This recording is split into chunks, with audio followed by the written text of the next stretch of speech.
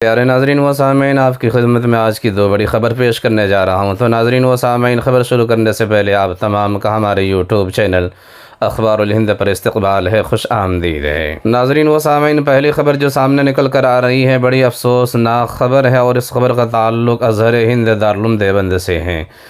ناظرین و سامعین، سوشل میڈیا ذرائع کے مطابق معلوم ہوا ہے کہ دارالعلوم دیوبند کے سابق شیخ الحدیث مولانا شریف الحسن رحمہ اللہ کے صاحبزادے اور دفتر محاسبی دارالعلوم دیوبند کے ناظم نیر عثمانی صاحب کا اپنی رہائش گاہ معاویہ کالونی خانقاہ میں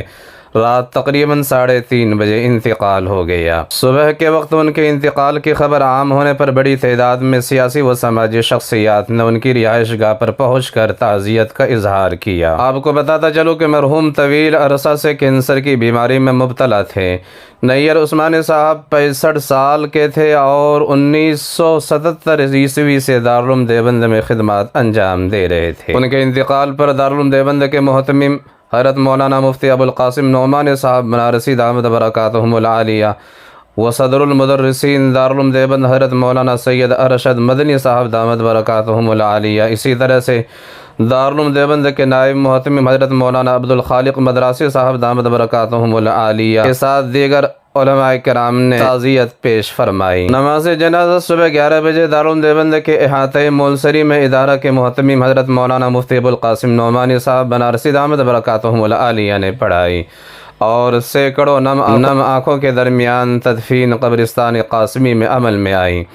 نماز جنازہ اور تدفین میں دارالعلوم دیوبند، دارالعلوم وقف دیوبند، دارالعلوم زکریا دیوبند سمیت مختلف دینی و عصری تعلیمی اداروں کے اساتذہ و ملازمین کے علاوہ شہر کی معزز شخصیات، متعلقین اور رشتہ دار موجود تھے۔ اسی طرح سے ناظرین و سامعین، فلسطین کے متعلق ایک بہت بڑی خبر سامنے نکل کر آ رہی ہے، اور یہ خبر اگر کہا جائے کہ ایک طرف سے فلسطین کی بڑی جیت ہے تو بجا ہوگا کہ ایک ذرائع کے مطابق معلوم ہوا ہے کہ ناروے، آئرلینڈ اور اسپین نے بدھ یعنی چہارشنبہ کو اعلان کیا ہے کہ وہ فلسطینی ریاست کو تسلیم کر لیں گے، جس کے بعد اسرائیل کے وزیر آگ بگولا ہو گئے، اور ناروے کے اعلان پر اسرائیل نے سخت رد عمل کا اظہار بھی کیا ہے۔